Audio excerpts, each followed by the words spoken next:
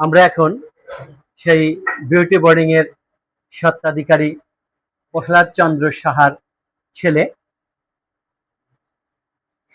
সমর সাহা ভাইয়ের সাথে একটু কথা বলবো জাস্ট এই বিউটি বোর্ডিং এর ইতিহাস এবং বর্তমান অবস্থা সম্পর্কে। বলুন। নমস্কার, আমি প্রহ্লাদ সাহার ছেলে, বড় ছেলে। আমি এখানে ছোটবেলা থেকেই দেখে আসছি, যারা এখানে আসতেন তারা এমন এমন লোকজন আসতেন, সেগুলো আমার অনভিজ্ঞ বলতে গেলে। আমি তখন তো বুঝতাম না, এখন সেটা বুঝি যে এই লোকগুলো এখান থেকে তৈরি হয়েছে এবং এখান থেকে তাদের সাধনা। বিশেষ করে এখানে কবি, সাহিত্যিক, শিল্পপতি, রাজনীতিবিদ, সুরকার, গীতিকার প্রত্যেক শ্রেণীরই লোকজন এখানে আনা যাওয়া করছে। এখান থেকেই তাদের হাতে খড়ি বলতে গেলে সাহিত্যিক, শিল্পপতি, রাজনীতিবিদদের। যেমন এখানে অনেক লেখক এখানে এসেছেন, তাদের প্রথম সূচনাই হচ্ছে এখান থেকে। এখান থেকেই জুয়েলারি, জাদুকর জুয়েলার্সের এখান থেকেই সাধনা। এখান থেকেই যেমন কবরীর প্রথম ছবি, এখান থেকে স্ক্রিপ্ট তৈরি হয়েছে বাংলাদেশে। মুখোশ এখান থেকেই তৈরি হয়েছে, মুখোশটা। এখান থেকেই সুরকার যে সমরজিৎ রায়, এখান থেকে সুরকার, গীতিকার এরকম।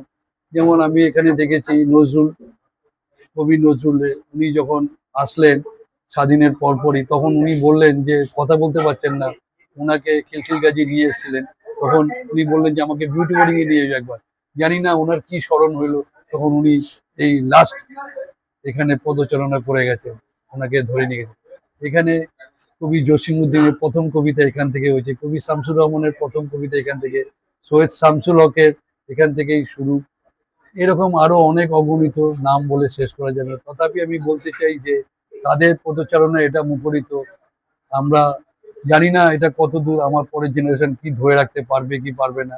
তথাপি আমরা সরকারের কাছে একটা আকুল আবেদন, যে আমাদের যে এখন বর্তমানের যে পরিস্থিতি, ব্যবসা বাণিজ্য, ভ্যাট ট্যাট ট্যাক্স, এগুলো যদি মুকুব করা যায় বা কোনো রকম কিছু করা যায়, এই জরাজীর্ণর মধ্যে আমরা তাপ্তি মেরে মেরে এগিয়ে যাচ্ছি। তথাপি আমরা চেষ্টা করতেছি যে বিউটি বোর্ডিংটাকে, যেমন বিদেশিরা অনেক মূল্যায়ন করে, বিদেশিদের অনেক মূল্যায়নের জন্য আমরা আজকে এখানে ইয়ে করছি। ওরা অনেক লাইক দেয়, ওরা আসে, ওরা বলে। কিন্তু আমাদের বর্তমানে যে সিচুয়েশন, তাতে আমরা করোনাতে তো একরকম শেষ হয়ে গেছি, তারপরেও এখন যে অবস্থা, তাতে ব্যবসা বাণিজ্য চালানো খুব দুষ্কর হয় যদি ভ্যাট ট্যাট গুলো হয়ে যায়। আর তথাপি আমরা যে জিনিসটা, মানুষ এখানে যে আসে, আমরা যে খাওয়া দাওয়া পরিবেশন করি, এটা খুব সূক্ষ্মভাবে দেখে শুনে, এবং মানে বাসা বাড়িতেও এরকম হয় না। আমরা যে খাবারটা আনি, এটা আমরা চাষের কোনো জিনিস না, আমরা ফ্রিজিং করে ব্যবহার করি না। বাটা মশলা আমরা ইউজ করি, গুঁড়া মশলা আমরা ব্যবহার করি না। অতএব এই কারণ হচ্ছে আমরা কখনো ফ্রিজেরটা দেই না, যার কারণে আমাদের এখানে এই জিনিসগুলি হয়। আর সবসময় যে আমরা একবারে তৈরি করে রাখবো তা না, ওই সকালেরটা সকালে, বিকালেরটা বিকালে। বিকালেও লুচি, আলুর দম, বুটের ডাল, এগুলো শুরু হয়। এখানকার সিগনেচার হচ্ছে সরিষা ইলিশ মুরগি, সরিষা ইলিশ ভর্তা, মুড়ি ঘন্ট, পাঁচ তরকারি, এগুলো এখানকার হচ্ছে সিগনেচার। এই বলছি, আর বেশি কিছু দীর্ঘায়িত করলাম না। আমি আপনি ছাড়া আর কে আছেন এইটার সাথে জড়িত? এদের সাথে আছে ইত্যাদি কিছু, আমার ভাইয়ের মেয়ে আছে, আমার ছেলে মেয়েরা আছে, এরা আছে। আপনার মাও নাকি এখানে? জি, আছেন এখনো। হ্যাঁ এটার সাথে জড়িত। হ্যাঁ। অনেক ভালো লাগলো আপনাদের এখানে এসে। আমরা জানতাম না যে এখানে এই এত বড় বড় ব্যক্তিরা এখানে এসেছেন। আমরা যতটুকু জানতাম তার চেয়ে সমর সাহা ভাইয়ের থেকে আরো বেশি জেনে গেলাম এবং সঠিক জিনিসটা জেনে গেলাম। অনেক ধন্যবাদ সমর সাহা ভাই। আপনাকেও ধন্যবাদ, আপনাদেরও ধন্যবাদ।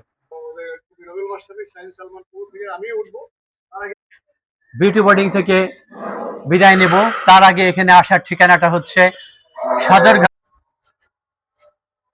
এই বিউটি বোর্ডিং এ আসার পথ হচ্ছে, যারা সদরঘাট চেনেন, সরাসরি সদরঘাট আসার আগেই বাংলা বাজারের পাশে বিউটি বোর্ডিং।